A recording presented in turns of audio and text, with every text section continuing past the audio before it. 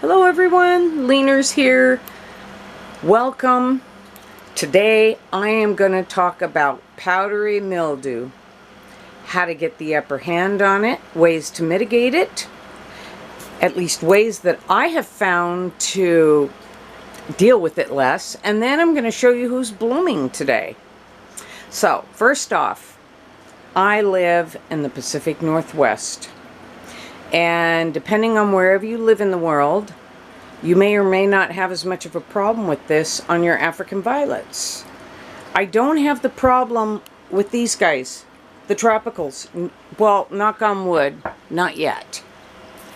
But, yeah, the violets, it's been a battle. It's been a nightmare. I tried isolating these guys in a room all by themselves, and if the fan is annoying, well, the fan is part of the plan. No pun intended. But it's a big way of dealing with it. So, let's start with exhaust. There is an exhaust fan at the back of this room, and I try to run it 12 hours a day. There's an opening at the other end of the room, so when the exhaust runs at one end to the outdoors, blows it outside, it draws in drier air from the rest of the house that's clean, and I don't have problems with it in that room, but then again I don't have violets in that room. But it recycles the air, so at least 12 hours a day, okay? So that's the first change that I made. The second change is I shared my violets with people that I love and friends and created more spacing. More spacing between these violets. I will also, on problem plants, and yes, there are some plants that have more issues than other, pruned away the bottom leaves if they're a plant that keeps catching it. And I can see right now that, no, powdery mildew rubs off. If it were mildew, see, yeah, I'm just paranoid all the time. Oh my God, is there mildew on it? You know it's mildew because it'll rub off with your finger. If it doesn't rub off, it's a marking or something. So I moved the plants in here. I literally sterilized them, repotted them, started them all over again. I don't know if you remember months back, I plucked every flower, stripped them down to 6 leaves. It was really traumatic for them. And, oh, to my horrors, the stuff came back. Especially, it's been 100 times worse with winter. In other areas of the country, the air gets dry during the winter. But here, if it's even raining, my humidity will jump to 80% in here. And immediately, that I have to turn on that exhaust fan. So, I put these fans, one on each and every shelf. And at first, I just did it at the far end, thinking that the air would like run all the way down, but I kept getting it in the corners. So I did a second one halfway down to continue the airflow. And I have a ceiling fan that never turns off, and I have fans over here to continue the airflow. See? And then, I don't mean to spin you around quick, I have, excuse my messy table, this one to send it to this corner, and I already know from watching the humidifier that it makes a left turn and it comes down the table. It hits these fans. So basically, I have airflow all the way around the room. I have the ceiling fan going because I would end up with mold on my ceiling if I didn't.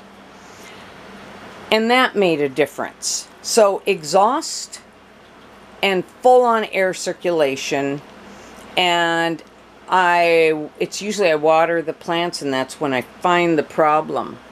Oh, the leaves are so pretty on that plant. And so when I watered the other day, everybody looked great. I was experiencing tears of happiness that the plants weren't all covered in mildew this time. Except down in the corner here. These aren't the exact plants that were there at the moment. They get moved around. But the 4 plants in that corner were covered.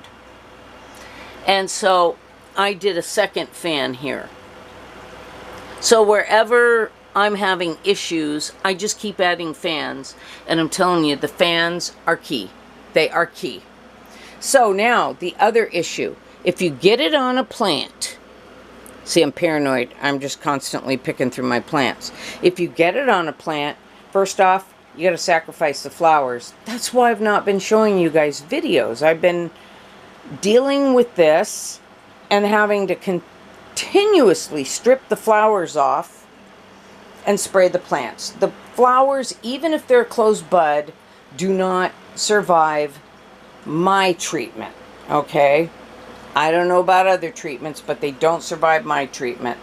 I've been playing with my treatment now for 10 months, and I've got it to a level where when I diluted it further, it didn't work, but if I leave it stronger, it was a little too hard on the leaves. So I found that sweet spot that actually manages it. And you know, my husband told me when I first started dealing with this, he says, you know, hon, I think that because where we live, it's going to be something that you are just going to have to manage on a monthly basis. And quite honestly, I think he's right. But I've got it to a point now where it's doable. And that I'm not having a pity party because, you know, I've seen some content creators, and I feel really bad for you if you were one of them, that lost their whole collections to, like, per se, cyclamen mite. And knock on wood, I've not had to deal with that. You know, so I'm very grateful that my only real problem with these guys, other than getting them onto a wick, has been the powdery mildew. I've not had any pests, no thrips, no mites. Hold on, let me knock on wood again. Okay, I've not had those issues. So now we get to my mixture. I start with a quart of warm water. I use cold pressed neem. I've been using the Bonai brand. Half a teaspoon of neem. And then half a teaspoon, it's some commercial dish soap my sister gave me. Smells like clay. It doesn't have perfumes or anything in it, and it doesn't seem to bother the plants. So half teaspoon of neem, half teaspoon of dish soap, and 1/8 teaspoon, no more, of baking soda. And I mix that up in 1 quart of warm water. And the flowers have to go. I spray it down. I notice a lot of the plants, just prior to getting it on the leaves, had it growing on the soil. So I've also, if a plant doesn't have it on it and I see the white stuff starting to form on the soil, then I immediately spray the soil and around the crown underneath, and I've actually been able to perk that plant up with no adverse effects. But if the plant's showing it all over the leaves, I take it into my shower area and the walk-in shower, and I just spray the whole plant over. And then what I do next is important. I take a Kleenex and I blot all standing liquid on the plant. Do not leave this mixture puddled on your leaves. And then I'll even take underneath where it drips and I'll blot it with a Kleenex with that. And then I put it on the end of the table here, because my fan blows right on this corner. And I'll just, anybody that needs to dry, I dry them there. I do not put them back under the lights wet. Never put your violet under a light wet, or you will just destroy your leaves. So I spray them with the mixture. I blot off all the excess. I let them air dry, and then and only then do they go back on the shelf. So now, between the exhaust, between the fans increasing circulation, and having my neem spray here, so if somebody gets it, I'm all over it. It's gotten to a point now that I can honestly tell you that I'm finally sighing with a deep breath and feeling relieved, because there's 100 plants here, close to, give or take. I think there's 100 African violets. And only 4, with doing all of this mitigation, only 4 this week when I went to fill the reservoirs, only 4 plants had it. And before it would be like 30 of them or more. Like, I was close to tears. So, rewind this, watch it again if you want to, you know, recap on what I did. But that's what I did. And getting rid of old leaves underneath, creating airflow around the plant itself is key also. And I also want to talk about the fact that, and I'll talk about it as we go through them, some varieties seem to be more prone to it. And I've got some that get it the most, but I'm so in love with them. It seems to be the fancier ones. And then there's some that never get it at all. So let's look at some flowers now. So we've got, this is a new member, Willowdean. And she got an outbreak of it a little while back, but she seems to be fine now. We got Bubblegum Charm. Sorry about the noise from the fan. Irish Ruffles has never had it. My Rose Bouquet, never once had it. I don't care how much I neglect this plant. She's never had powdery mildew. Apache Bows had it a couple times. Bob Serban seems to be a little prone to it. That's Ethel's Wild Side. Has a real pretty crown. It's a baby I got. It's starting to mature. We got Lucky Lady. A Day in April. Just starting to get her pretty little blooms. These are my youngsters. Picasso. This is a baby blue dragon. Baby Crater Lake. I think this is Geyser of Color. Look at that beautiful crown coming in. We got Max Just Jeff. My Shining Bluebell. That's a baby Rebel's Restless Heart. That is a brother's bond. I lost the parent and grabbed a leaf and got that. Because I got sick back in October, and a lot of these almost died, and I had to grab leaves off of them and manage to resurrect them with leaves. This is a baby tiger. It was just an extra I had from a leaf pot, and he's so pretty that I haven't given him away yet. There's my Scorching Sun. Sugar Plum Dream, that one's just a baby. These are all babies. Blue Halo. Grape Treat. Cajun's Little Love. I think that's Ma's Debutante. Scorching Sun.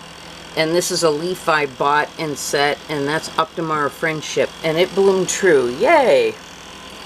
So up here, we have the plant everybody loves, and it's covered in dog hair.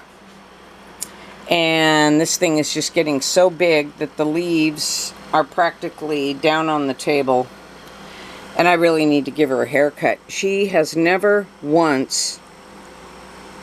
Boy, I better not speak too soon. No, she's fine. She gets dusty, but... Lacy Lass has never had powdery mildew. Never. This has got to be the healthiest, biggest plant in my collection. She's just massive. The leaves, like... Look at the size of that leaf. It's probably 7 inches across. Covered in dog hair. No shocker. No shocker. She's dusty. This plant is called Austin Smile. I absolutely love it. It's a large grower. It can get 2 feet across. It's one of my favorites, but I got to tell you, it gets powdery mildew if you look at it wrong. Its leaves are beat up and scarred from being sprayed over 20 times. This is my boot stomping. This plant is massive. It's about 14, 15 inches across. It's never had the powdery mildew. Here's my youngest tiger. The youngest. I ordered this baby from Linden Lion, and I was worried because he's just green. He's like a green monster. He's over 18 inches wide. Blooms true. Just gorgeous. Linden Lion greenhouses. He's beautiful. And he's finally getting his pink crown. But these are my jumbos. And they would be bigger if I didn't constantly prune leaves back. And then this is my biggest powdery mildew problem. I gotta take this thing down and show you them. I should have had my bench in here. This is Star Race. Look at these beautiful flowers. I just got to show you these. Do you see it's got a Geneva edge and then all the beautiful pink fantasy. Let me go get my bench. It's loud in here. This is the ensuite walk-in shower, but I am a short woman.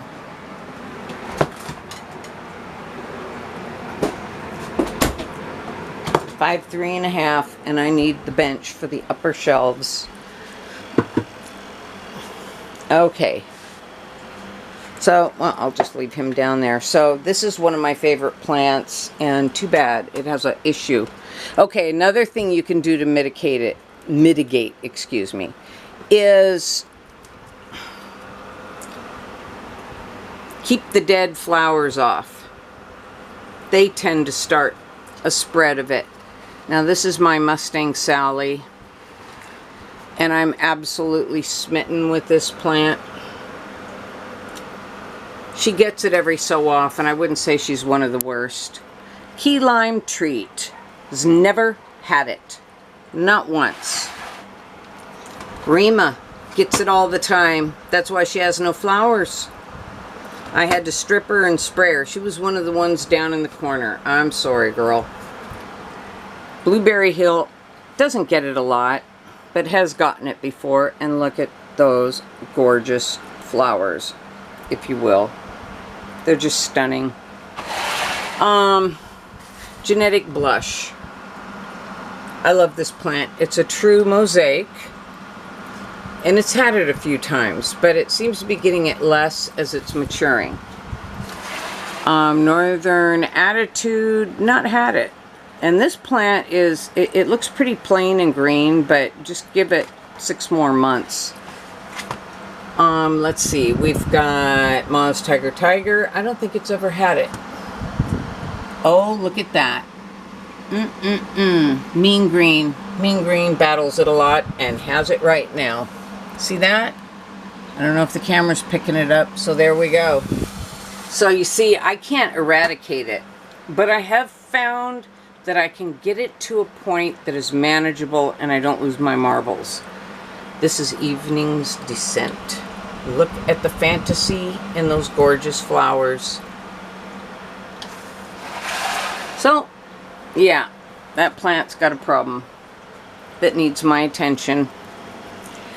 This is my Milky Way Sport, and a lot of people don't like that. It's a common way that it sports, where it gets upright growth and no fantasy.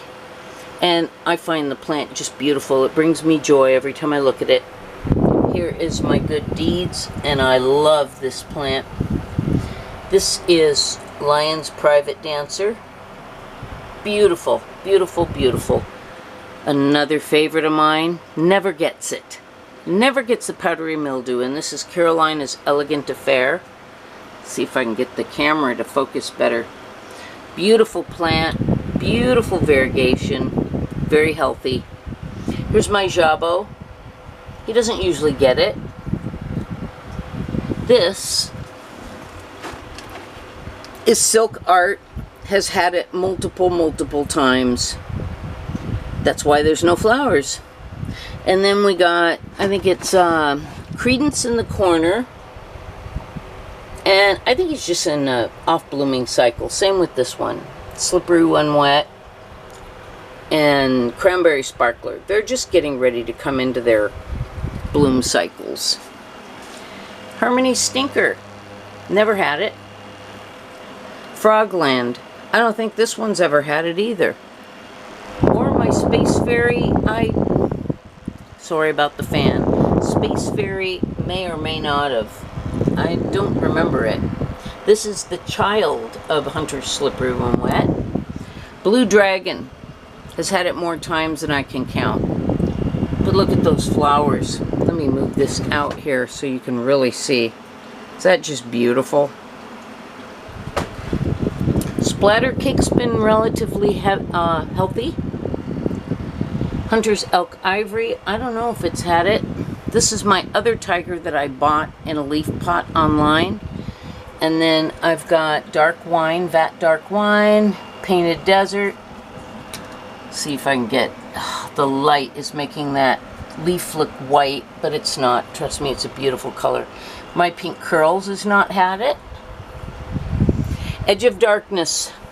It's bald because it's been sprayed. It gets it a lot. So you see that it's usually the same plants that get it every time. We got Buckeyes Let's Roll. Not problematic with it. I love the variegation on these leaves. Happy Harold. Never once. Never, never, never. He's never been sick. He has been such... Look at those pretty flowers. He's never been sick. Fisherman's Paradise. I noticed the older, the vintage ones never seem to get it. My Royal Knockout. Never had it. And look at those blooms. Simpler Times has had it, but not too bad. This plant is just beautiful. It's got a red underside. Let's see if I can get that. It's beautiful burgundy underside, and then these gorgeous blue flowers.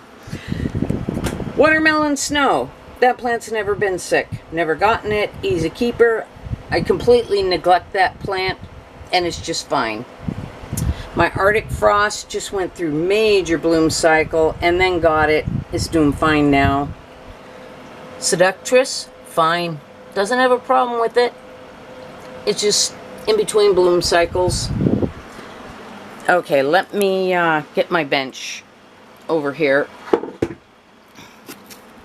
Okay, we've got Sagittarius Elite. This is one of my favorites. It's had issues with it, but you know what? I don't care. I don't care, because how can you deny that level of fantasy? Look at that flower. And then we got Powwow. I think Powwow's had it once. I noticed the more variegated ones don't seem to get it. And then we got Harmonies in a Flash, which is just starting to open its blooms. Doesn't have a problem with it. I've got Hearts Aglow. Let's see, this one is blooming true right here. It's had issues. The darker, furrier ones, it seems like. And then we've got Anne, who's just between bloom cycles. She's a pretty girl. She's not had problems with it. Arctic Bliss has had it, but not real bad. And this is a sport, by the way. It's supposed to be white with blue edge, and it gives me these delicious blue flowers. I've not had problems with Ice Queen. Are those flowers to die for, or what? And then in the back is, I think that's Ma's Jamaican Farewell. And then we have Valeria, which is just going into a bloom cycle. And they're not quite opened. So the one thing that I've noticed makes the biggest difference when it comes to the powdery mildew is fans.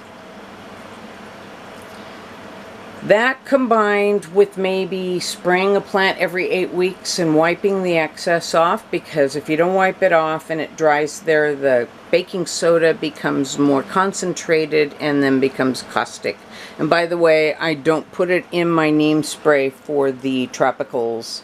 Everything I've read said keep the baking soda away.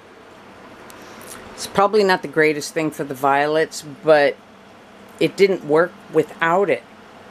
The neem spray did not work without the baking soda. It just didn't work. So if I have a corner of my shelf that is problematic, I just add more fans. My humidity, it's getting hot in here because I had the fan turned off for a little bit.